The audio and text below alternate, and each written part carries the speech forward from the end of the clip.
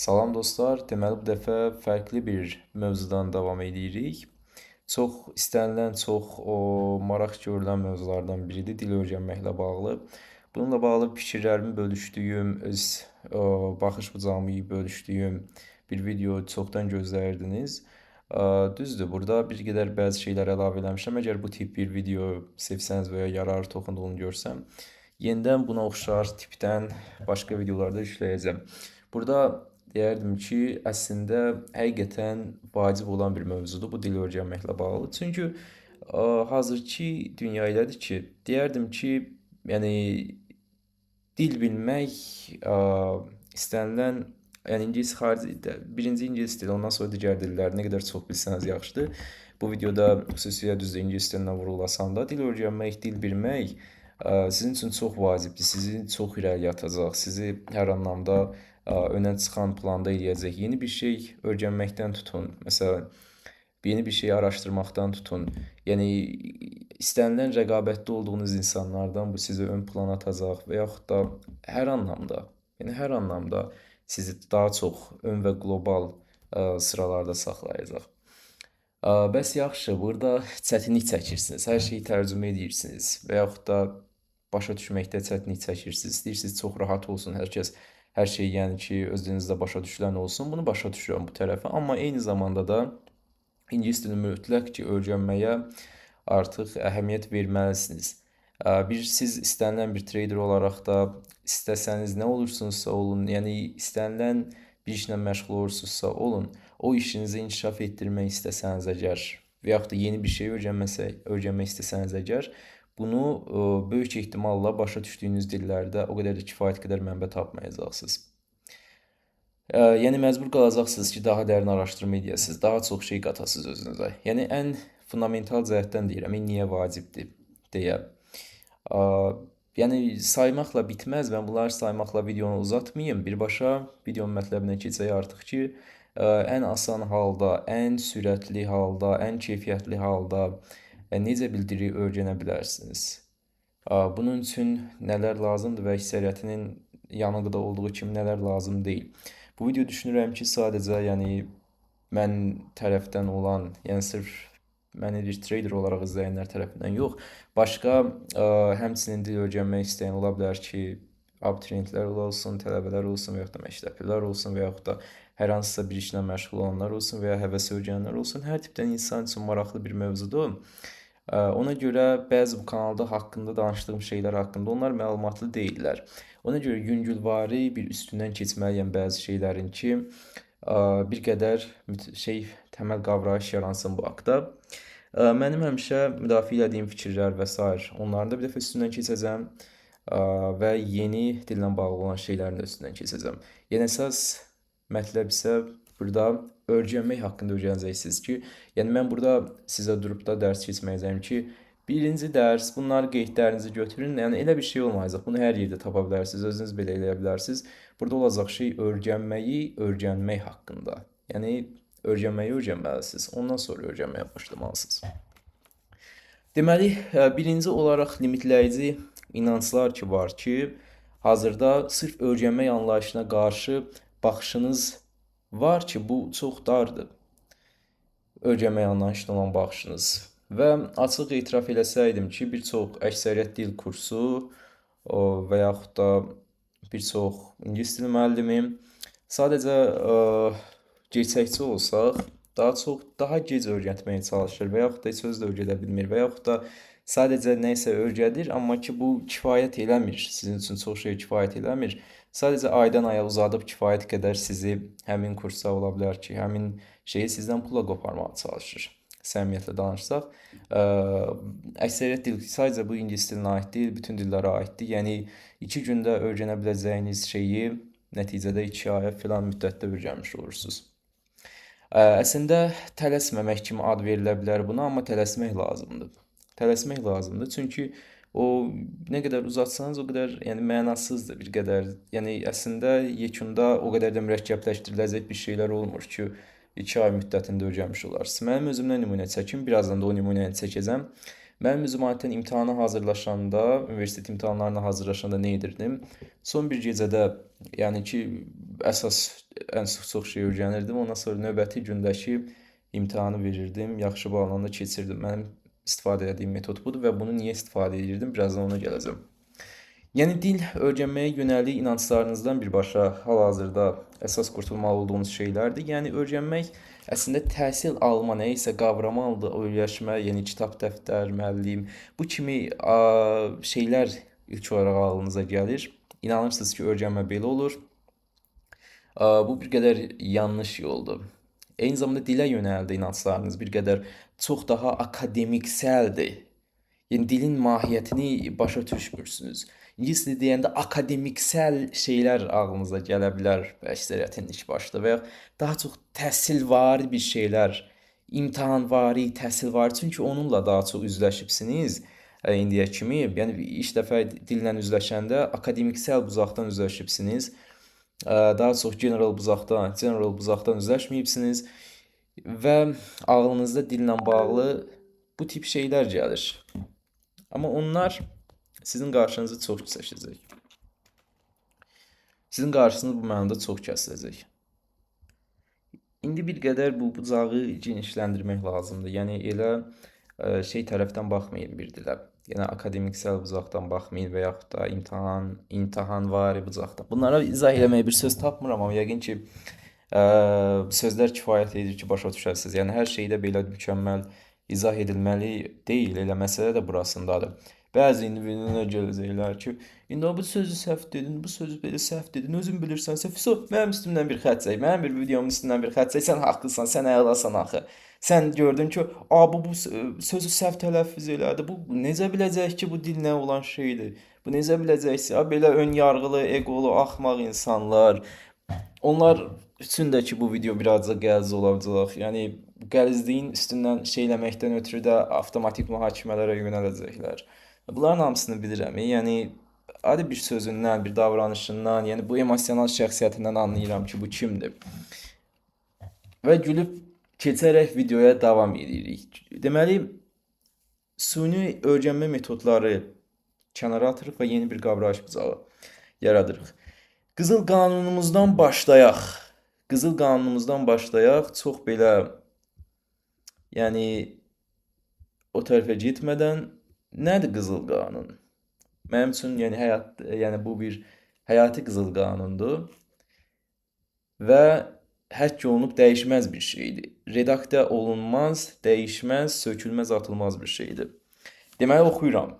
Bir orqanizm üçün var olan hər şey, bütün hissləri, bütün özəllikləri, bütün düşüncələri, bütün sahib olduqları, istənilən hər şey, bütün acısı da, şirini də, yəni ağlınıza gələ biləcək hər şey, sahib olduğu hər şey bir həyatda qalma avantajı daşıdığı üçün var və yaxud da bir həyatda qalma avantajından doğma bir şeydir. Yəni onunla subqrupuna aid olan bir şeydir. Əgər bir şey həyatda qalma avantajı daşımırsa və yaxud da ona bağlı deyilsə, demək ki, o yoxdur. Yoxdur və xəyaldır. Eyni zamanda bunlar dil və yeni bir şey öyrənməyə də daxildir. Görürsünüz, bunlar ayrı-ayrı yazmışam. Dil ayrı bir şey, yeni bir şey öyrənmə ayrı. Siz həm dil öyrənməyi öyrənməlisiniz, həm də ki, öyrənməyin nə olduğunu öyrənməlisiniz bu videoda. Sonra növbəti hissəyə keçək ki, sənin beynin dillə əlaqəli olmadığı bir bölgəsini tutumlu olmadığı bir şeyə zorlayırsan. Yəni, bir şey çətin deyil. Bir şey çətin deyil. O, sadəcə və yaxud da sən axmaq deyilsən. Sadəcə materialı düzgün istifadə edə bilmirsən. Materialın onun tutumlu olmadığı bir şeyə istifadə edirsən. Sanki əlində alət var. Sən, deməli, çəkiclə əslində onun tutumlu olmadığı bir iş görürsən. Məsələn, çəkicin əslində tutumlu olmadığı bir iş nə ola bilər? Nəysə, məsəl üçün deşmək olsun da, belə hansısa bir şey açmaq olsun. Amma sən onun tutumlu olmadığı başqa bir alətin tutumlu olduğu bir işi sən bunun üstünə yükləməyə, bunu zorlamağa çalışırsan. Ona görə bir növ özünü çətinə salmış olursan. Və yaxud da bir başqa bir alətin əslində tutumlu olmadığı bir işi sən o alətin üstünə yükləyirsən. Və beynin də eyni zamanda bölgələri fərqli-fərqli şeylərə tutumludur. Sən bir şeyi əzbərləyə bilərsən. Məsəl üçün, deyək ki, sözlər əzbərləyirsən, cümlə əzbərləyirsən, nəysə öyrənirsən var. Bu öyrəndiyin şeylər, maksimum əzbər olunan şeylər gedir bu yuxarı korteksə, neokorteksə və bunlar sadəcə yaddaşda saxlanılır. Bunlar işlənilə bilinmir. Yəni nə danışmamaqda istifadə edə bilirsən, nə cümlə qurmaqda istifadə edə bilirsən, nə nitq yaratmaqda istifadə edə bilirsən və yaxud da nə də eşitməkdə, nə isə başa düşməkdə istifadə edə bilirsən. Sadəcə maksimum bir cümlənin içindən bir sözü eşidib də beynində düşünüb də onun tərcüməsini tapa bilərsən.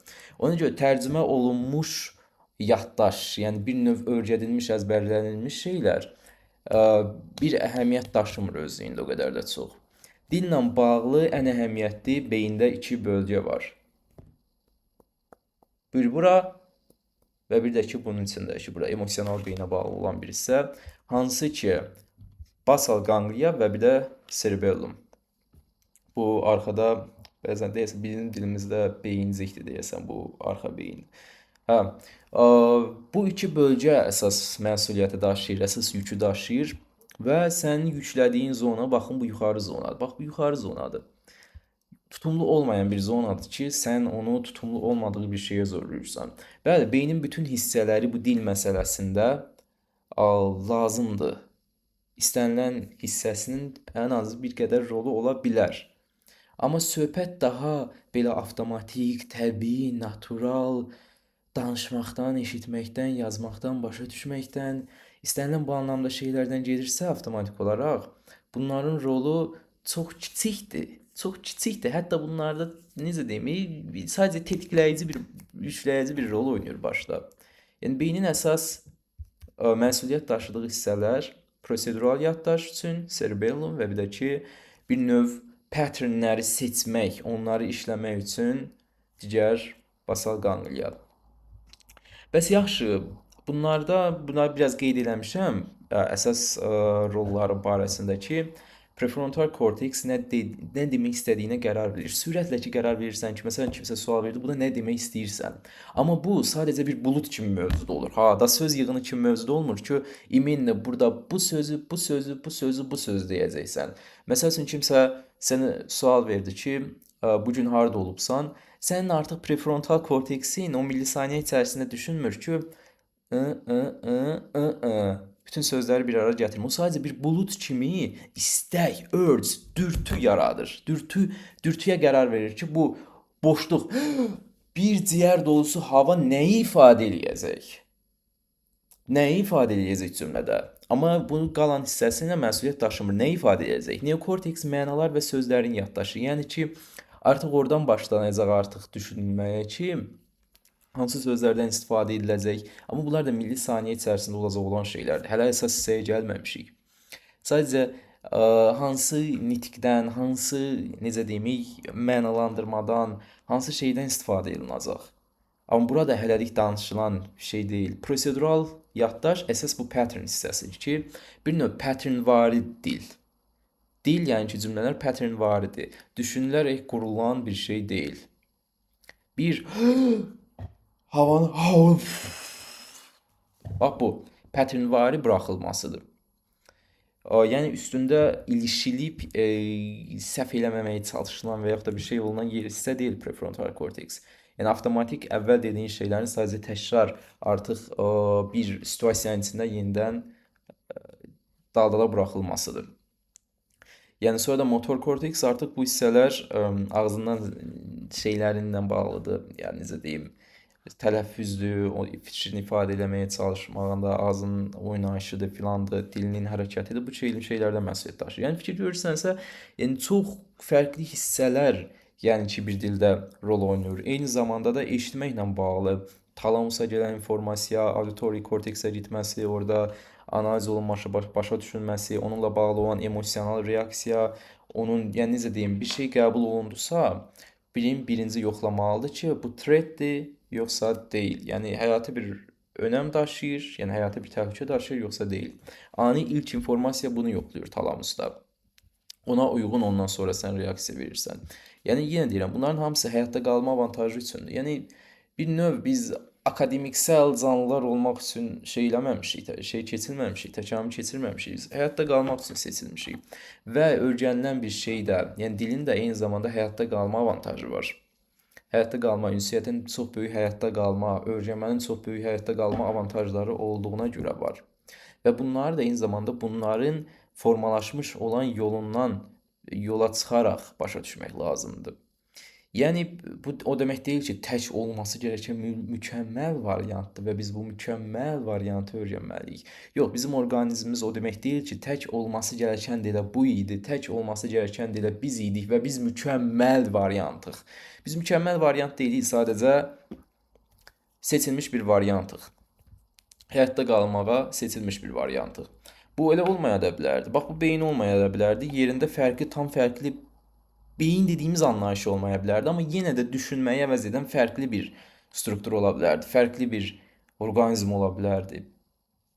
Və yaxud da sadəcə müstəqil mövcud ola bilərdi, hər şey ola bilərdi. Sadəcə biz seçilmiş bir variantıq bu struktur halında. Yəni yadınızda saxlayın ki, bu tək yeganə variant deyil. Amma hal-hazırda nələrsə istifadə eləmək, bu materialı istifadə edib öyrənmək istəyirsinizsə də, eyni zamanda bunu başa düşməlisiniz. Bunun niyə var olduğunu başa düşürsüz. Mahiyyətini dərindən hiss edirsiniz. Yəni bir növ özünüzə bir dar şəxsiyyət bucağından yox, bəzən bir şəxs olaraq siz tutumlu deyilsiniz. Amma şəxs olaraq siz tutumlu olmasanız da şəxsiyyət dəyişimi dediyimiz hissəyə gələndə başa düşəcəksiniz. Baxın, burada bu şəkilləri niyə qoymuşam? Necə ki, idmanda o ki, fərqli əzələlərin inkişafı üçün fərqli hərəkətlər var, fərqli alətlər ki var. Hər əzələlərin fərqli adı var, fərqli yöntəm var onu inkişaf etdirmək üçün. Eyni zamanda dil öyrənən zaman beyin də elədir. İmenni bir əzələyə əksəriyyəti fokuslanır. Yəni necə ki o belə bədəni arıq, belə tamamilə adamlar var, sadəcə protein içib belə bu hissəsi belədir, bu hissəsi də belədir. Bicepsləri, amma qalan da heç nə də. Baxın, sizin bir çoxunuzun da elədiyi şey odur. Elədiyi şey odur və qalan əzələlər qalıb o tərəfdə. Ona görə də bunu full fonksiyonal istifadə edə bilmirsiniz. Bir fonksiyonal full bir anlam ifadə edə bilmir. Ona görə hər birinin inkişafı fərqlidir. Hər birinin inkişafı və yaxud da total elə bir inkişaf metodları seçilmək lazımdır. Bunların hər birinə inkişafına kömək eləsin.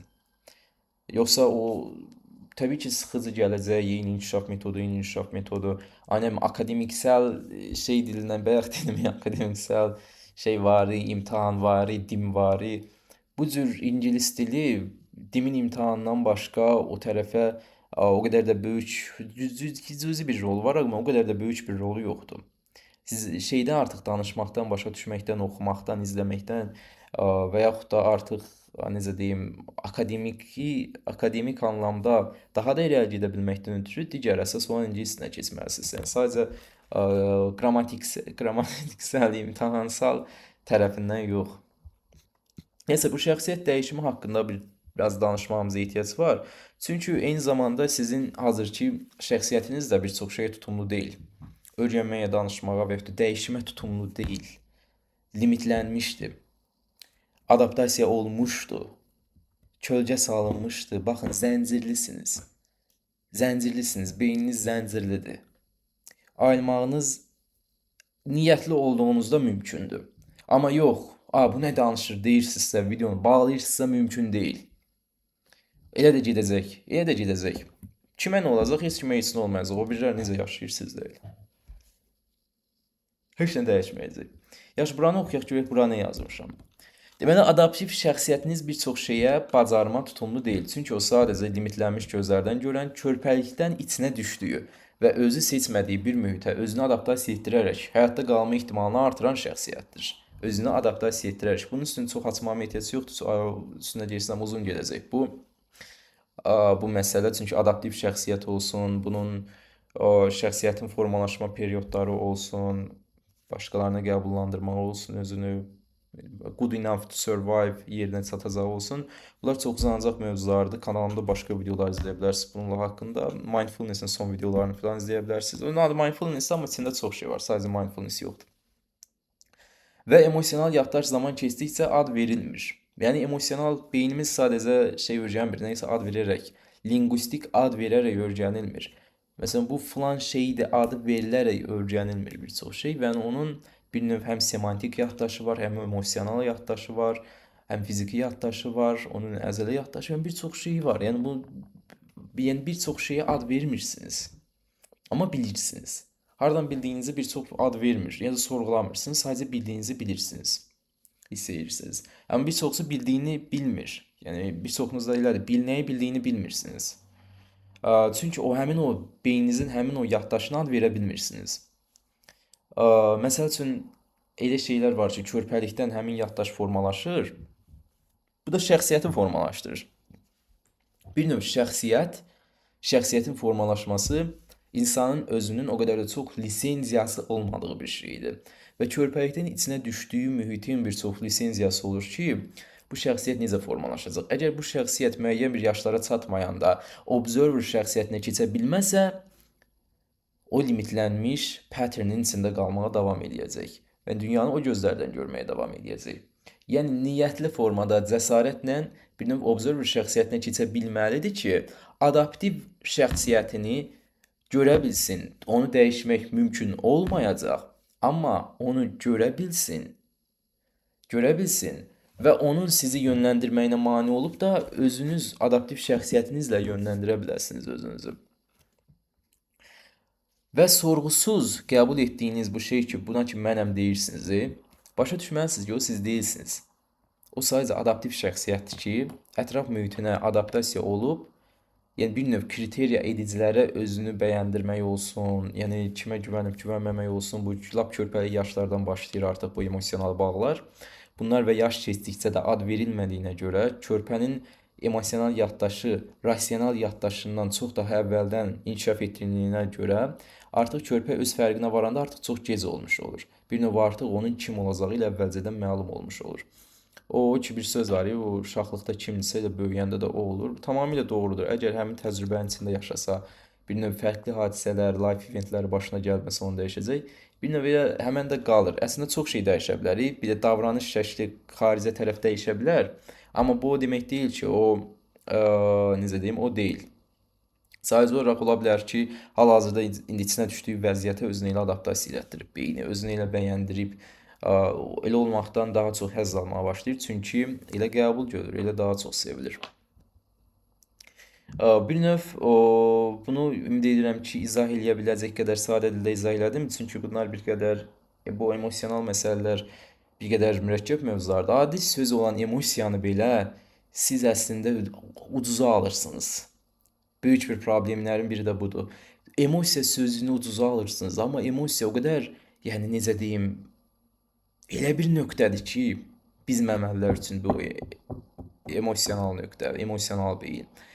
Yəni onun vacibliyini, onun yönləndirməyini, onun şəxsiyyətdə rolunu, onun bioloji rolunu mən nə qədər danışsam yetməz ki, izah edeyim.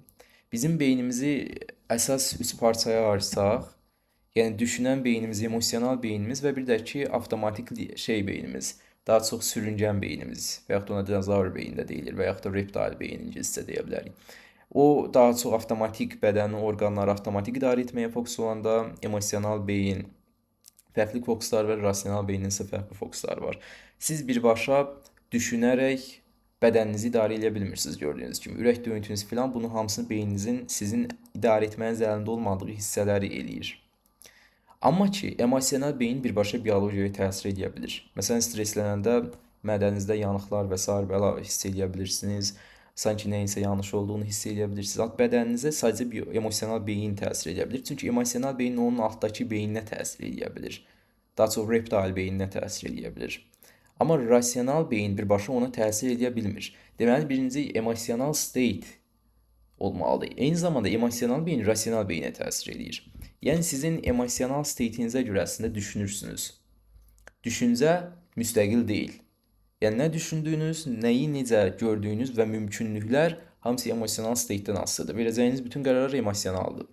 Məntiqi qərar yoxdur. Biz, çox gözəl bir cümlə var. Necədir? Biz emosiyaları olan rasional canlılar deyilik. Biz hər şeyi rasionallaşdırmağa çalışan emosional canlılarıq. Verdiyimiz bütün qərarların arxasındakı mütləq ki, emosional dürtü var. Hər hansısa bir emosional dürtü. Bunu çox xoşuma gələn bir əslində situasiya var ki, yəni necə insanlara məntiqi görünür, amma əslində çox emosional bir şeydir. Məsəl üçün o bir deyim var, məntiq evliliyi. Məsələn, qadınlar arasında yayılmış bir şey ifadə olan məntiq evliliyi qrup deyirlər, məsələn, filan kəs. və yaxud da ağılla evlənib ki, məsələn, filan kəslə evlənmək lazımdır. Məntiq. Əslində bunun da arxasında çox böyük bir emosional dürtü var ki, qorxu. Yəni bir növ o gələcəkdəki uğursuzluqdan və yaxud da pis bir həyat keçirməyin qorxusu ilə əslində məsələn deyək ki, daha zəngin bir insanla evlənib. Bunun arxasında belə bir emosional dürtü var. Emosional dürtü olmasaydı bu adını məntiq qoyduğu, məntiqləşdirib rasionallaşdırmağa çalışdığı qərar da olmazdı. Bunun kimi də yine digər bütün qərarlar bir növ emosional köklüdür. Yəni bizdə yadınıza saxlayın, bütün qərarlarımız, bütün düşüncəmiz və gördüyümüz bütün mümkünlüklər emosional state'dən asılıdır ki, emosional state dəyişəndə eyni zamanda mümkünlüklər dəyişir və sizin istiqamətiniz dəyişir, verdiyiniz qərarlar dəyişir. Həbitləriniz, məsəl üçün hər hansısa bir life event olmasa həbitləriniz dəyişmir və vərdişləriniz dəyişmir. Vərdişlərin dəyişilməsi üçün də eyni zamanda eyni həyatın içində yaşayanda bunu dəyişmək çətindir. Müəyyən şeylər, life eventlər lazımdır ki, eyni zamanda hər hansısa sahibləndiyiniz vərdişlər də fərqli bir yöntəmə dəyişəsiniz. Sonra nəyə gəlirik? Mən bacarmıram deyil, materialı düzgün işlədə bilmirəm. Bayaq istifadə etdiyimiz söhbət.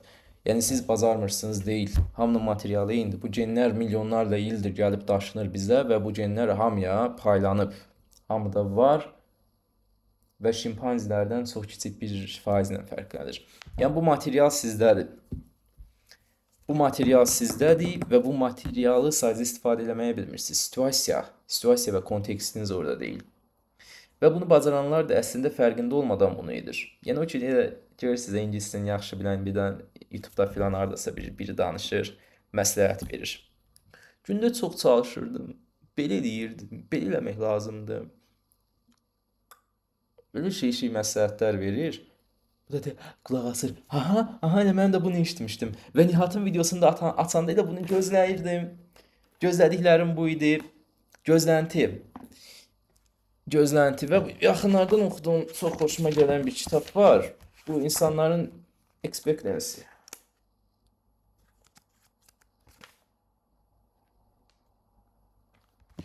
Yəni bir şeyin gözləntisi. Gözləntisi sizin bu kitab Choice Factory, çox xoşlayıram bu kitabı. Yəni bir növ insanların nəysə alanda və yaxud da behavioral analizidir. Yəni bir növ davranış analizidir. Məsələn, adi bir videonun özü belə bir YouTube üçün bir məhsuldur. Bu videoyu açırsınız və bunun gözləntiləriniz, mən də orada buradakılar kimi danışsaydım sadə nitqlə ki, belə elə çox çalışmaq, saat 5-də qalx. Nə bilim, çayını iç, study girl ol, işıqlar söndür, tax qulaqçığı, götür bir dənə qəşəng sərgəl güc qoy, bəzəyə yaz. Bunlar deyə bilərdim, qəşəng də bir blog hazırlaya bilərdim. Hamı da həvəslə ağzının suyunu tökə-tökə baxardı. Amma bunu eləmirəm. Çünki mən keyfiyyətli bir video hazırlamağa çalışıram. Keyfiyyətli, həqiqətən bir tutarlılığı olan bir video hazırlamağa çalışıram. Çox azı belə başa düşsə, ən azından qalan hissəsinin axılına bir düşüncə toxumu əkməyə çalışıram. Bəlkə də mənim bu dərsimi vaxtı çatacaq bir referans nöqtəsi kimi istifadə edəcəklər. Mən hazırda burada danışıram. Bəlkə də məsələn məktəblərdə olsun, universitetlərdə olsun, mənim bu videomu açacaqlar. Proyektorla divara vuracaqlar ki, hə, mən orada danışıram, mən izah edirəm, artıq lecture mən verirəm. Bəlkə də bir nöqtəyə nə vaxtsa gələcək. Düzdür, o şey yenə o tonda danışmasam belə, amma yenə də içindəki dəyəri heç nə yox eləmir zaman keçdikcə. Ola bilər daha yaxşı videolarını bunun çəkdim, yüklədim və bu sizə zaman olacaq. İndi gələcəyik, birazdan hələ ki öyrənmə məsələlərinə gəlməmişik, birazdan o hissələrə gələcəyik. Deməli, bayaq dediyim kimi, nəyi bildiyini bilmir. Yəni, bilsə belə, əslində niyə bunu bildiyini bilmir, izah eləyə bilmir. Və onun sadəcə bu onun üçün keçərlidir, onun tarixi təcrübəsi üçün, onun yaşadıkları üçün və sadəcə heç bildiyini belə tam olaraq bilmir ki, niyə bilir, ingilis dilini niyə bilir, niyə danışa bilir. Sadəcə olaraq ki, sadəcə belə boş-boş məsləhətlər verir digərləri kimi. Çünki özü belə bilmir ki, bunu niyə bilir. Və əslində gerçək olmayan məsləhətlər verir. Sadəcə onu baxsanız zaman tamamilə həyat tərzi fərqlidir, tamamilə gördüyü dünya fərqlidir, tamamilə getdiyi yol fərqlidir, tamamilə həvəsləri fərqlidir, gündəlik rutin fərqlidir, təcrübəsi fərqlidir. Yəni bu başqa bir insanla təcrübəsi ilə, adaptiv şəxsiyyəti ilə öz adaptiv şəxsiyyətinizi müqayisə eləməyin. Çünki sizin adaptiv şəxsiyyətiniz tamamilə fərqli ola bilər. Amma sir hardadır, bilirsiniz, point hardadır? Observer şəxsiyyətinə girəndə observer şəxsiyyətini sizdə qura biləndə özünüzdə qalan hamısını diz çöktürəcək bir gücə gəlmiş olursunuz. Baş qursanız hər şeyi də öyrənə biləcək bir gücə gəlmiş olursunuz. Observer şəxsiyyətinin o openness, açıqlıq tərəfindən artıq dünyanı görə biləndə. Deməli, burada qeyd etdiyim kimi observer self adaptiv şəxsiyyətin üstünə keçib onu çox aydın görüb, başa düşüb və idarə etməni öz əlinə ala biləndir. Sanki artıq bir başa düşün ki, əvvəl siz də NPC idiniz. Amma birdən öz NPC olduğunuzun fərqinə varırsınız. Artıq bunu müşahidə edə bilirsiniz. Başqaları hələ də şeydir, düzdür. Bu təbii ki, sizə ego gətirməməlidir. Çünki əslində heç kəs öz olduğu vəziyyəti seçmir. Heç kəs öz olduğu şeyi, heç observer sözünü belə işlədə bilməz, fərqinə vara bilməz və yaxud da olduğu haldan məmnun ola bilər. Hər kəs belə olmalı demək də deyil. Amma ki, bunu öz xeyrinizə, yəni ki, bir növ bu şəxsiyyəti inşa edəndən sonra öz xeyrinizə istifadə edə bilməyiniz üçün vacibdir. Çünki adaptiv şəxsiyyət tutumlu deyildir. Tutumlu olsaydı mən bu videonu da burada çəkməzdim. Adaptiv şəxsiyyət, yəni adaptasiya olunmuş şəxsiyyətiniz qapalıdır.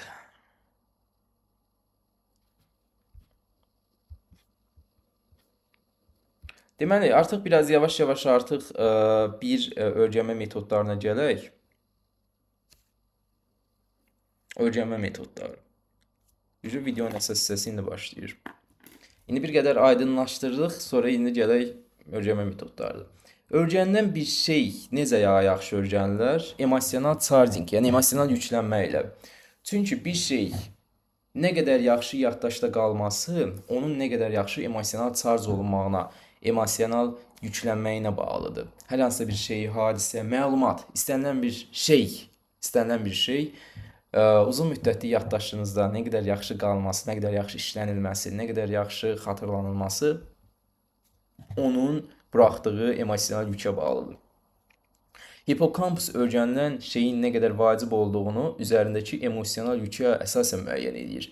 Hipokampus isə burada yuxarıda danışmışdıq bu haqda və hipokampus isə əsas məsuliyyəti qısa müddətli yaddaşı uzun müddətli yaddaşa köçürməkdir, qəbul olunan hər hansısa bir informasiyada. Əgər hipokampusda bu informasiya çox sıxıcı, çox qeyri-vacib bir məlumat olaraq, çox az narahat edici bir məlumat olaraq xatırlanırsa, gecə siz yatanda, gündüz bu beyində işləndikcə bu unudulub gediləcək olan bir şeydir. Yəni bir növ onun üstünə yüklənən emosional charging nə qədər güclü olsa, bir o qədər çox yaxşı yadda saxlanılacaq, bir o qədər çox yaxşı xatırlayacaqsınız. Bunu da sadə dildə izah etməyə çalışdım. Təbii ki, proses bir qədər mürəkkəbləşdirə bilər, amma prosesin ən sadə izahını verməyə çalışıram sizə. Yəni bir növ burada qeydlər aparışır. Nə qədər çox vaciblik, narahatlıq, örgünsü, təcillik, ehtiras, ego, stres, qorxu, həyəcan yüklənibsə həmin şeyə, o bir qədər çox yaxşı yadda qalır, xatırlanır, yenidən işlənilir. Niyyətli openness, yəni bir növ müşahidə eləyə bilən şəxsiyyətlə emosional charging bu prosesi çox sürətli və qarşısı alınmaz bir şeyə çevrilir. İstənilən dildə artıq istənilən bir şeyi çox daha rahat öyrənə bilirsiniz. Və bu emosional charging əslində bunu niyyətli də eləyə bilərsiniz. Əgər bir qədər bacarıq öz üstünüzdə inkişaf etdirsəniz, bir növ openness ilə emosional charging. Yaddaş artıq daha yaxşı bir şey xatırlayıb işləyə biləcək. Hipokampus daha yaxşı ötürə biləcək. Amma bunun üçün bir qədər fərqli yollarla istifadə edə bilərsiniz. Şəxsin nəyə adaptasiya olduğu da eyni zamanda prosesə çox təsir edir. Bunu bir qədər burada bəzi və yaxuddan görürsünüz, sinif otağı nümunələri ilə izah edirəm. Çünki sinif otağından əslində bu dil məsələləri başlayır deyə, məsələn, yaxşı nümunədir. Məsələn üçün, şəxsin nəyə adaptasiya elədiyi deyək də, mühiti var ki, o şəxsin ətrafı mühiti, əgər ki, nəyisə tələb edirsə, o mühitdə, yəni qəbul görməkdən ötürü, bir növ şəxs də eyni zamanda o mühitə yönəlik şeylərə daha çox adaptasiya edir və üzərinə emosional charging yükləyir. Məsələn, əgər ki, bu qabaqda oturan qız üçün özünü müəlliminə sübut eləmək və yaxud da bir növ həmin kontekstdə adaptasiya olunub sevilmək avantajı varsa, beyni bunu qəbul edirsə, bu istiqamətdə daha çox, yəni şey olacaq, yəni bir qədər necə deyim, fokus olmuş olacaq, beyni ona çalışmış olacaq. Yeni öyrəndiyi şeyi həyəcan və ay bu şeyi öyrəndim, bunu sabah desəm, bilir olsam çox ağıllı görünərəm, sevilənəm, diqqət alaram, populyar qız olaram. Bir növ bu şeyə, bu kontekstdə özünü adaptasiya elətdirir. Daha sadə bilirsiniz necədir? Çox şey beynimdə var, çox şey beynimdə var. Amma onları sizin başa düşəcəyiniz bu videonu translate edə bilmirəm. Çox şey eləyə bilmirəm. Yəni mən nə onu bildiklərimi translate eləyə bilmək tutumum var, nə də o translate eləyə biləcəklərimin bir çoxusunu başa düşürmək tutumu. Ona görə də 100 il qoşa atılsaq da qoşa düşmərik bu mövzuda. Yəni bu şey o mahnısından o çox xoşuma gəlir o söz. Yəni yer gəlində çox stat gətirirəm. O 100 il qoşa atılsaq da qoşa düşmərik məsələsi. Yəni həqiqətən bir çox şey elədi. Həyatda bir çox şey elədi ki, nə qədər belə şey olsa bu tutumsuz, yəni beləcə yaşayıb öləcəyik. Mən onları izah edə biləcəm. Siz onları başa düşə biləcəksiniz bir çox şeyi. Amma çalışdığım qədər hələ də bu 36 dəqiqəsi keçmiş olan bir videonun içinə basa-basa dəyəri yerləşdirməyə çalışıram. Amma məsəl üçün burada arxada oturan oğlanların bu ətrafındakı qurğunda özünü daha çox belə nəsə bir zarafat eləyən ön plana çıxırsa, daha çox belə vecsiz olan ön plana çıxırsa, bu oğlanlar da belə olmağa davam edəcək. Yəni bir növ o arxa parta zarafatçıları, yəni bir növ bu mühitə adaptasiya etməyə davam edəcək. Onlar bir şey eləyəndə bu qızlar onlara gülürsə, bu onları daha da qidalandırır. Burada oturan qızlar onlara gülürsə və cool oğlan olaraq görürsə, bu onları daha da qidalandırır. Daha da bu istiqamətə yönəlir. Bilikli olan bir qədər daha çox good boy olaraq görünürsə və yaxud da bir növ istənilmirsə həmin kontekstdə bu onu daha da çox o istiqamətə qızışlandırır və digərlərini daha da çox yüzəldir. Yəni bir növ düşünülən kontekst və şəxsiyyətin içərisindəki adaptasiya tərzi bir çox şeyi dəyişir. Yəni ona görə mən hər kəsin bilmirəm ki, bu videoda məni izləyənlər hansı kontekstin içindədir, hansı mühitin daxilindədir, hansı vəziyyətin, situasiyanın daxilindədir. Amma buna qarşı yaradılan bir fərqindəlik. Yəni məsəl üçün buradakı bir şey izah eləmək və yaxud da buradakı bir şeyə niyə belə olduğunu izah eləmək çox çətin prosesdir. O cür bir emosional, intellektuallığa çatmalı olan bir qədər çətin prosesdir. Amma çətin olsa da gerçəyin bu olduğuna görə yenə çalışıram. Amma məsələn bu hipokampus görürsünüz nəyə oxşuyur? Hipokampus dəniz atına oxşuyur. Yəni bu mükəmməl orqan. Deməli bir xəstədə çıxardılıb, tarixi kimi çıxardılıb falan yadımda deyil, amma araşdırsaz taparsınız. Əməliyyatla çıxardılıb, hansısa bir problem yaşayırmış, bu çıxardılmalı idi. Çıxarılandan sonra nə baş verib sizdə? Çox unutqan olub. Yəni unutqan da necə? Bir var bəzi şeyləri unudasınız. Bir də var ki, tamamilə çox, məsəl üçün bir şey oldu, vacib nə olur olsun, bir 5 dəqiqədən sonra unudasınız. 5 dəqiqədən maksimum sonra, 30 saniyədən, 1-2 dəqiqədən sonra unudasınız. Nə olduğunu, tamamilə niyə bura gəldiyinizi. Deməli, həmin adama bir eksperiment keçiriblər, bəzi şeylər göstəriblər, bir yerə gətirib də. Sonra eksperimentin nəticəsində görüblər ki, bu hər şeyi unudub da. Eksperimentdən çıxandan sonra heç eksperimentdə olduğunu belə unudub. Belə bir vəziyyət düşünün. Yəni hipokampus bu yaddaş məsələsində ən vacib hissələrdən biridir. Yəni beyin yuxarı hissəsində məlumatı bu ötürür və hansı məlumatın daha çox emosional charge olunmuş olmasına görə məsələn ötürülür. Məsələn, bayaq bu partiyalardan danışmışıq da. Bu sinifdə burada oturanlar deyir ki, əminəm ki, bir çoxu bu sözlərdən ən azından birini bilir. Çünki həmin sözü hardasa eşidəndə, görəndə emosional charging olunub. Məsələn, burada bədən hissələri var, bəzi bədən hissələri var. Abdomen, hip və əs. Bunlar emosional charge olunanda bəziləri daha çox emosional charge olunur.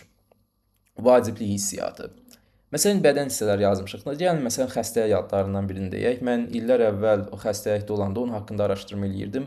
Yəni ki, həmin o vəziyyətdə, narahatçılıq vəziyyətində həll yolları axtaranda. Deməli, su çiçəyi xəstəliyi idi. Mən bu xəstəlik haqqında, məsəl üçün, necə acısı azaldılar, dəridəki yanğılar necə azaldılar, izləri necəsə yox olunar filan. Bu barədə narahat idim. Və o chickenpox, yəni ingiliscəsi onun chickenpoxdur. Yəni, bu sözü mən həmin anla öyrənmişdim deyə, həmin situasiyanın içərisində yüksək emosional charge olunmuş deyə, bu mənim heç vaxt yadımdan çıxmayacaq. Eyni zamanda emosional charge olunmuş buradakı bu bədən hissələri var. Əminəm ki, bir çoxsu, ən çox burada bildiyiniz söz, böyük ehtimalla yuxarıdakı ikisini əlbəttə ki, bilənlər olacaq, amma bir çoxu bilməyəcək və axırıncı sözü biləcək. Çünki axırıncı sözün eyni zamanda gətirdiyi vaciblik, emosional charging hissiyatı da böyük bir populyasiyada təbii ki, yüksək olacaq. Və bunun niyəsi tərəfinə gəlməyin. Çünki yəni bu cultural söhbətlər var, bioloji söhbətlər var, yəni bir çox söhbətlər var. Yəni yadında saxlayın, insanlar nə düşündüklərini demirlər, dediklərini eləmirlər. Keçən bu barədə yazmışdım. Nə hiss etdikləri haqqında düşünmürlər, düşündüklərini demirlər və dediklərini eləmirlər. İnsan bir qədər daha mürəkkəb behaviorlı canlıdır. Yəni ona görə də çox niyəsini adi cümlələrlə izah etmək çətindir. Məntiq qazandırmaq da çətindir. Beləcə hipokampus gecə görəcək ki, əs vacib bir şey getdi, long term belə. Abdomen nədir? Bu nədir? Yadımdan da çıxdı. Zibilə. Hip nədir? Zibilə. Beləcə olandan sonra sadəcə bir söz yadda saxlanılmış oldu. Və yaxud da artıq növbəti dəfə istifadə yeri gələndə yaxşı yadınıza düşəcək ki, necə istifadə etmək lazımdır. Çünki beyin bir vacib olan şeyi, emosional charge olunmuş bir şeyi yaxşı yadda saxlayır. Yəni bunun yekun olaraq. Və bu sadəcə bu bir sözlərə aid deyil, eyni zamanda bir cümləyə aid ola bilər. Hansısa bir filmdən gördüyünüz, bir kitabdan gördüyünüz bir məsələyə aid ola bilər. Və bunu siz həmişə istifadə edirsiniz. Məsəl üçün, birazdan gələcəyik o şeyə, bir şeyi öyrənməklə bağlı olan məsələyə gələk hal-hazırda. Deməli, burada bir şey var ki, yəni öyrənmədən bilə bilməzsən. Etmədən də öyrənə bilməzsən. Yəni bir şeyi öyrənmək üçün onu bilmək mütləq etmək lazımdır. Yəni qrammatikayı öyrənib də sonra etmək mümkün deyil. Ya birinci edəsən, danışasan, biləsən, başa düşəsən, ondan sonra içindəki qrammatikanın fərqinə vararsan. Qrammatika kimi şeylər ən sonda gəlir. Ən sonda. Biləsən, sonra qrammatikanın fərqinə vararsan ki, mən nəyi bilirmişəm. Qrammatika odur. Verə biləcəyim maksimum məsləhətlər, yəni ki, bu yekun məsləhətlər bunlar olardı ki, emosional təsir edəcək sevdiyiniz tipdən filmləri ingiliscə izləyin, mənalı hiss etdirən yerləri gün boyu stat gətirib tələffüz edin, təkrar edin və yaxud da xoşunuza gələn bir hissəni təkrar edin, sonra təkrarına baxın. Çünki orada, yəni necə deyim, kök şeylər yaransın, kök ingilis dili hissiyatı yaransın sizdə. Beyniniz belə düşünə bilsin, içinizdəki bir səs formalaşsın, o daxili səs ki, sanki beyninizdə hər zaman bir düşünən səs olur. Baxın, o beyninizdə düşünən səs eyni zamanda ingiliscə düşünə bilsin. Yəni bir növ, bayaq demişdim, bir nəfəs dolusu havanın bir fikri ifadə eləmək bilmək qabiliyyəti. Düşünüb danışmaq qabiliyyəti yox. Bu onun üçün deyil bu nəfəs alınan hava. Bu artıq mövcud olunan bir qab havanın, bir qab fikrin şeyilməsi üçündür. Bir növ beyninizdə o şey formalaşsın, kök şeylər formalaşsın, anlayış formalaşsın. Aktual nəyə maraq göstərirsinizsə, onunla bağlı öyrəndiyiniz hər şeyi ingiliscə öyrənin. İzləyin, oxuyun. Yəni qorxmayın, bilmirsinizmi? Hamı birdən-birə bilirdi. Elə hamı bir gecə yatırdı, səhərinə qalxırdı, bilirdi. Elə düşünürsünüz, elə mi? Yəni hamı birdən-birə bilirdi. Və yaxud da mən necə bilmişəm? Bütün kitab dəftəri oxumuşam, öyrənmişəm, artıq 100% biləndən sonra keçmişəm nəyisə ingiliscə baxmağa. Keçmişəm nəyisə ingiliscə oxumağa. Belə olmayıb. Necə bir nöqtə yoxdur. İmən bir nöqtə göstərə bilməzsiniz ki, bu nöqtəyə kimi öyrənib ondan sonra başlayıb ingiliscə filmlərə baxmağa, ingiliscə videolar öyrənməyə, ingiliscə kitablar oxumağa, ingiliscə nəyisə fikirləşməyə, düşünməyə, yazmağa. Elə olmur. Bu proses ən xırda addımlardan başlayır. Amma bir dənə belə bir söz bilirsənsə onu de, bir dənə belə cümlə bilirsənsə onu de, təkrar elə. Dilin şey olsun, dilin bir şeyi yeyə bilsin, tələffüz eləməyi bir növ vərdiş eləyə bilsin. Yəni bir növ bir sözü siz eşidəndə heç vaxtı onu belə kitabda filan orada müəllimlərin filan dediyi kimi tələffüzdə eşitməyəcəksiniz. Məsələn, ən sadə nümunə nə ola bilər? Going to. Məsələn, going to. Heç kəs belə deməyəcək işləndə. Going to. Bu elə bir yerə gələcək ki, yana. Çox belə səsləşəcək, belə I'm gonna see. Görürsünüz? I am going to see. Yox. I'm gonna see that. Görürsünüz? I'm gonna see. I am going to. Baxın bu növ dilinizi bir o şeyə adaptasiya etdirin. Onu işləyəndə başa düşə bilərsiniz sonra. Danışanda işlədə bilərsiniz. Yoxsa yəni ki, belə düşünə-düşünə danış. Düzdür, I'm going to deməyin də bir şey, hansısa bir şey yoxdur, amma bu nə qədər sürətli danışmaq istəsəz, nə qədər sürətli bir şeyi başa düşə bilsəz, bir filmi və yaxud da bir videonu başa düşə bilsəz, bir kitab sürətli oxuya bilsəz, bu zaman lazım olacaq bu şey. Yəni bir növ o beynin hiss edə bilməsi artıq, linguistik şeyləri, variableları hiss edib translate edə bilməsi. Səsləndirməyi daha rahat, daha vərdişsər, daha prosedural hala gətirməlisiniz beləcə. Yəni deməyin düzgün versiya qovalamayın. Çünki yəni ki, o düzgün tələffüz, o eşitdiyiniz mükəmməl tələffüz forması hər zaman eşitməyəcəksiniz. Ola bilər British ingilis dilini nəyisə işlədəcəksə, ola bilər ki, Amerikan ingilis dilindən, yəni bunlar ola bilər bəzən fərqli tələffüz olunsun. Yəni birinci hiss eləyin, onunla nələrsə hiss eləyin, təkrar-təkrar baxın, o sonra qalan şeylər öz yerinə oturacaq. Sonra deməli, gələk nəyə?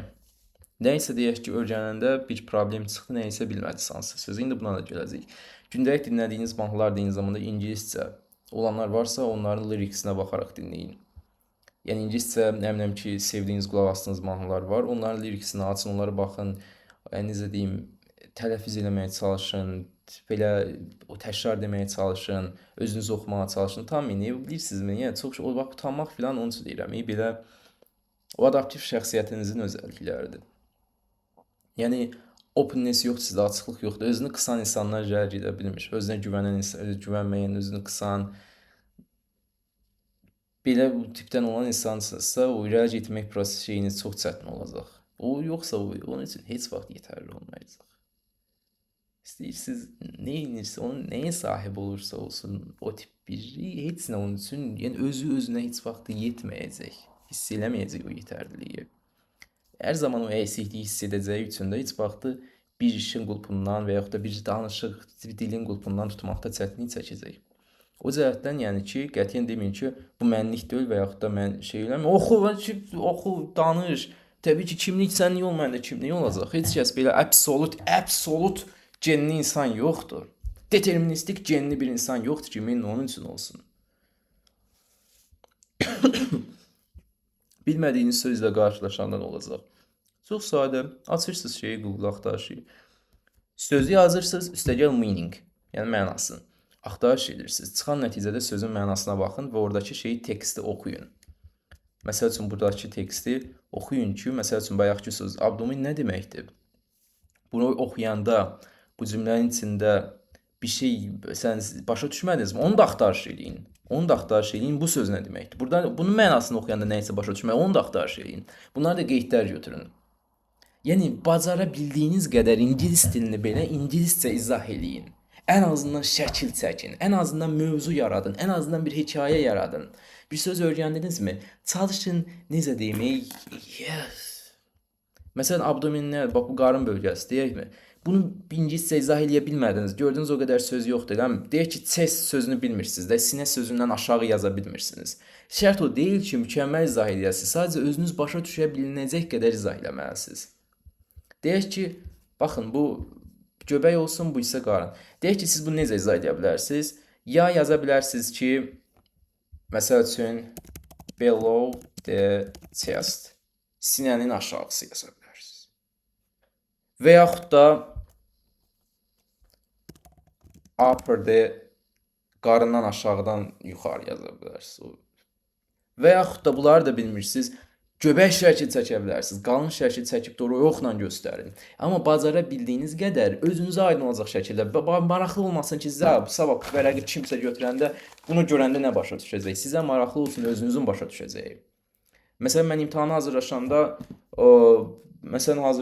qeydlərimdə necə edirdim? Elə axmaqsı qeydlər edirdim ki, sadəcə mən o qeydlərimə baxanda özüm təkrar edə bilərdim ki, mən nə hazırlaşmışam hansısa imtahana. Şəkillər olsun, random cümlələr olsun, qəribə cümlələr olsun, onu artıq əsas özünüzə olan mahiyyəti başa sala biləsiniz yeni bir söz öyrənəndə. Hə, o sözün başa düşmədiniz, onu da çəkin, onu da axtarın, yəni yenidən meaning yazın, yenidən cümlə oxuyun. Bu qədər şeylərlə interaksiyada olduqca, onsuz da bir dənə sözdən yola çıxaraq nə qədər böyük şey öyrənmiş olacaqsınız. Bunu təkrarladanda isə əsas başlanğıc toxumları belə əkilir. Mənim özümdən də nümunə gətirsəm. Sonra deməli, əgər burada çətinlik çəksəz, AI ilə danışın. ChatGPT-yə yazın, soruşun ki, bunu sanki bir axmağa, bir low IQ individuala izah edirmiş kimi izah elə. Bir körpəyə izah edirmiş kimi izah elə. Şəkillərləmi, şeylərləmi, ən rahat dildə izah elə ki, məsələn bu sözün mənası nədir? O izah eləyəcək. O bir yolunu tapacaq, izah eləyəcək. Beləcə də bir şeyi başa düşmüş olacaqsınız. Bir şeydən yola çıxaraq, onsuz məsələ bu bir şeyi başa düşmək deyil. O bir şeydən yola çıxılan yerdə nə qədər çox şeyi genişləndirmiş olursunuz. Neural şəbəkələr. Sonra məsəl üçün bayaq dediyim kimi bir film səhnəsinə baxın, bir xoşladığınız bir şeyin səhnəsinə baxın. Oranı hiss edin, emosional yükü olur çünki onun. O emosional yükü özünüzdə görün.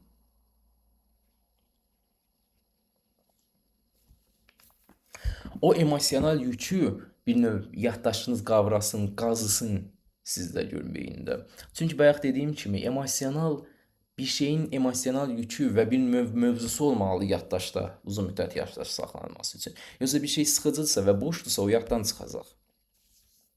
Məsəl üçün deyək ki, burada bir film səhnəsi var da. Deyək ki, burada bir söz sizə maraqlı gəldi. Deyək ki, bunu açaq. Bunu YouTube-dan qoymuşam bura. Bir dənə əvvələ yığdırım. Və nə deyini qulaq asacaqsınız. I wish to confess. Bax, burada deyək, I wish-i başa düşürsünüz, confess-i başa düşməz. Confess nədir? Niyə burada confess dedi? Deyirsiniz, confess meaning. Yazırsınız ki, nədir? Etiraf etmək. Nəysə belə boynuna almaq. Başlayırsınız bunu özünüzə uyğun bir şəkildə başa salmağa. Bunu, məsəl üçün, şey çəkə bilərsiniz də, nə bilim, bir qısa bir hekayə şəkil qeyd apara bilərsiniz, şəkil çəkə bilərsiniz. Necə deyim, burada bunun şəklini çəkə bilərsiniz. Bir onunla əlaqəli bir yaddaşınızı oraya gətirə bilərsiniz. Əlaqə qursun beyin. Tuta bilsin. Qulpundan saxlaya bilsin. Yoxsa etiraf etmək. Yazdınızsa ora, tulla, başa düşmək. Sonra yadınızdan çıxacaq o sıxıcı tərcümə.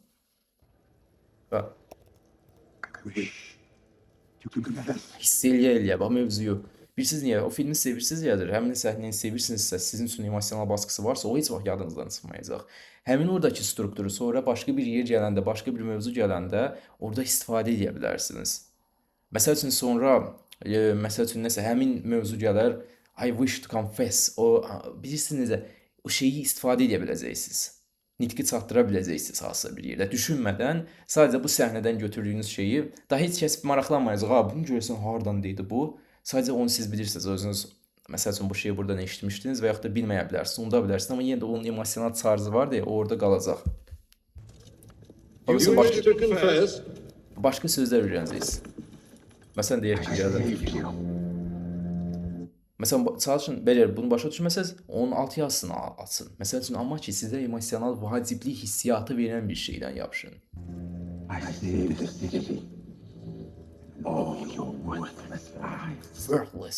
Worthless söz eşitdiniz orada. Məsəl üçün, görürsünüzmü? Onu ola bilər ki, başqa yerdə fərqli tərcüməsini eşitibsiz və yaxud da tam başa düşmürsünüz. Worthless, yəni dəyərsiz. Worthful, yəni dəyər. Hansısa bir şeyi, əhəmiyyətli bir şey. Amma worthless, dəyərsiz lives. I saved you, I saved this. Bunu özünüzdə təkrar edin, utanmayın. O cəhətdən istər tək olun, istər beyninizdə, istər dilinizin ucunda təkrar edin. Beləcə beyninizə qalmayın. I should let. Görürsünüz, qrammatika axırda gəlir. Yəni, birinci bunları bildikdən sonra fərqinizdə varsınız, nəyə bilirsiniz? Məsələn, gəl gedək.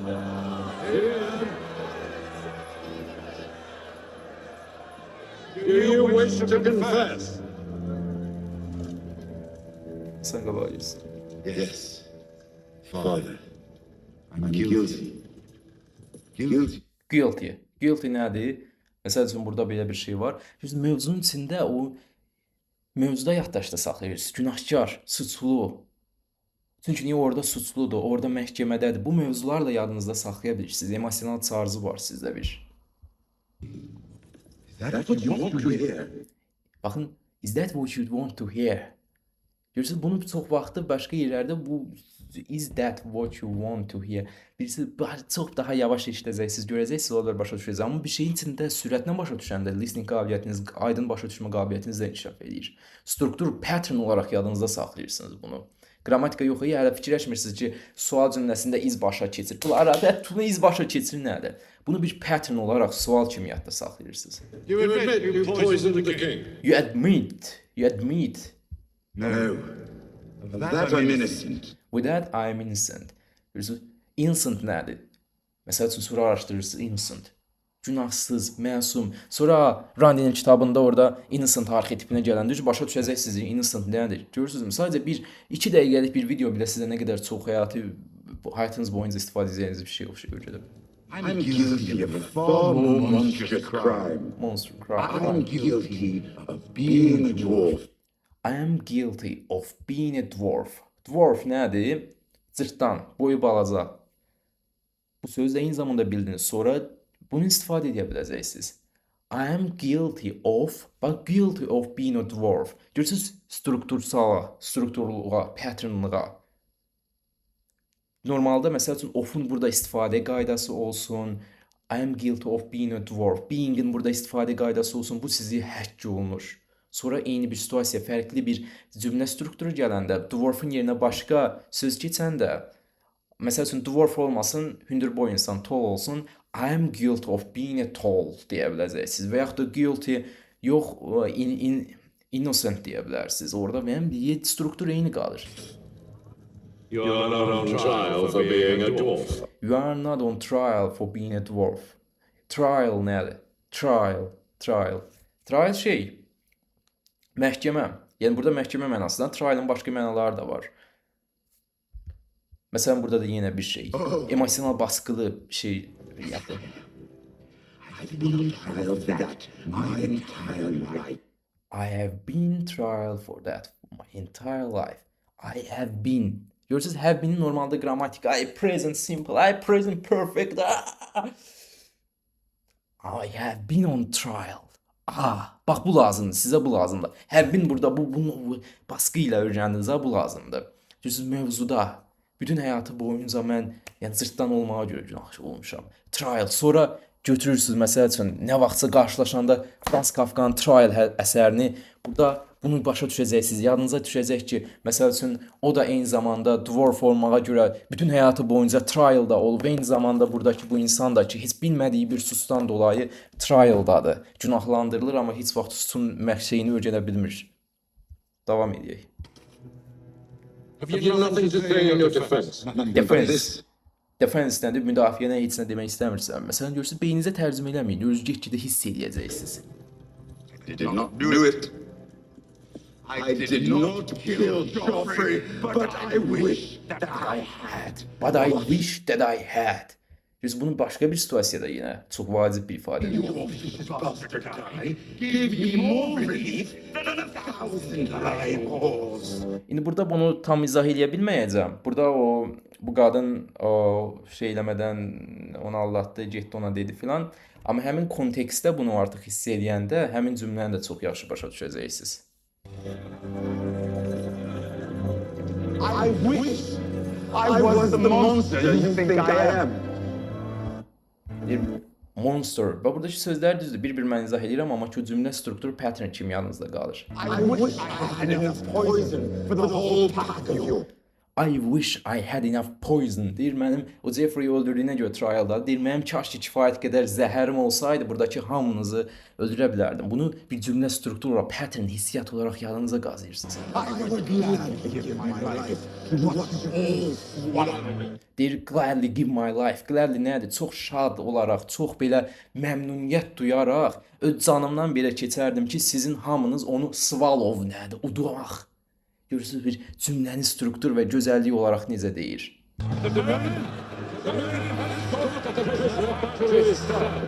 Prisoner. Məsələn nədir? Həbs. I will not give my life for Joffrey's murder, and I know I'll get no justice Sonra here. Justice nədir? Məsələn bu sözlə çox qarşısınız. Ədalət. Məsələn onu da araşdırın. Justice meaning. Onu eşitmədinizsə alt yazı yazın. My fate. Fate nədir? Növ talih.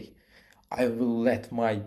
Məsələn bu biraz No, I'll get no justice here. I will let the gods decide my fate. I will let the gods, yəni tanrılara icazə verəcəm ki, onlar mənim, yəni sonuma, fate'imə, talihimə qərar versin. I demand a trial. I demand. Demand nədir? Tələb. Supply, demand nədir tradingdə? Görürsüz əlaqəli. I demand a trial by combat. I demand a trial by combat. Döyüşlə artıq şey istəyir. Gördünüzmü? 2 dəqiqə içərisində nə qədər emosional baskı, nə qədər yeni bir şey öyrəndiniz. Amma siz halbuki bir saat orada olsa yaz müəllim nədir? I have been present simple. Present simple nədir? İncə burada öyrəndiniz. I have been tried for my entire life. Ala bir dərsdə bir dənə məsəl üçün dərsdə keçəcəyiniz, öyrənəcəyiniz şeyi burada bir dənə 2 dəqiqə videonun içində öyrəndiniz. Məsələn burada nə idi? Bunu oxuyarsınız, orada qeyd edərsiniz, o qeyd edədiyim şeyi. Məsələn burada qeyd etmişəm. I have been on trial. Buradakı present şeyi öyrəndiniz. Burada trial sözü məsələn bayaq dediyim kimi Frans Kafkanın kitabı və yaxud da trial nə deyin zamanda ehtimal nəzəriyyəsində də var. In trial, yəni yoxlanış deyim. Məsəl üçün zəri 5 dəfə atmaq 5 trial. Number of trials. Bunu bilmirəm Azərbaycanda şeydə yoxlama atış. Yəni ehtimal nəzəriyyəsində binomial distribution present perfect öyrəndiniz. Burada have been present perfect olduğunu sonra bunun bir şeydir artıq qrammatik olaraq məcbur deyil ki, buna present şey adını verəsiniz. Sonra bunu ad verərsiniz. Əsas odur ki, mahiyyətini burada hiss elədiniz.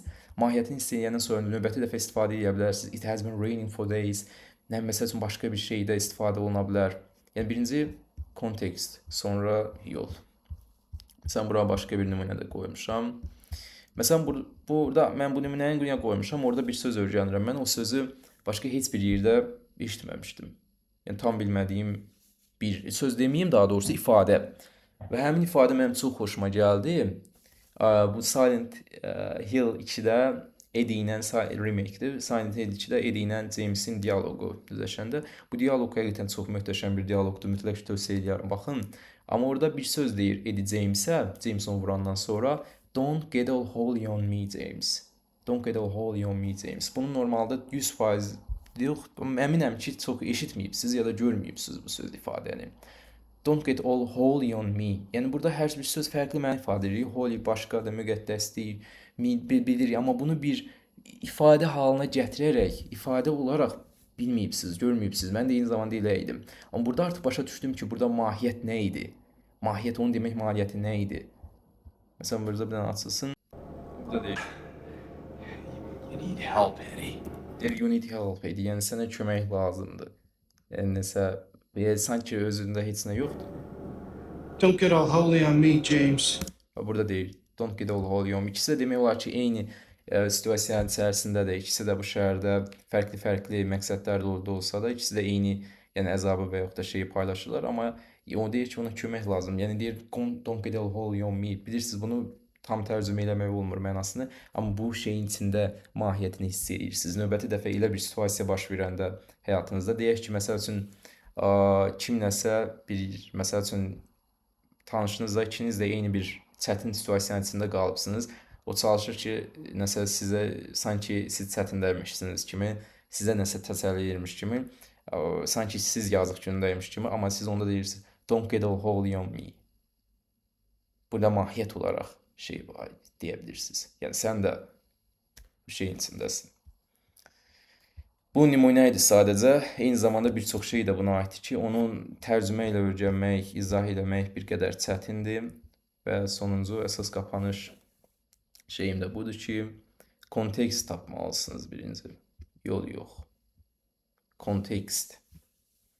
Sağ olun, görüşəndək.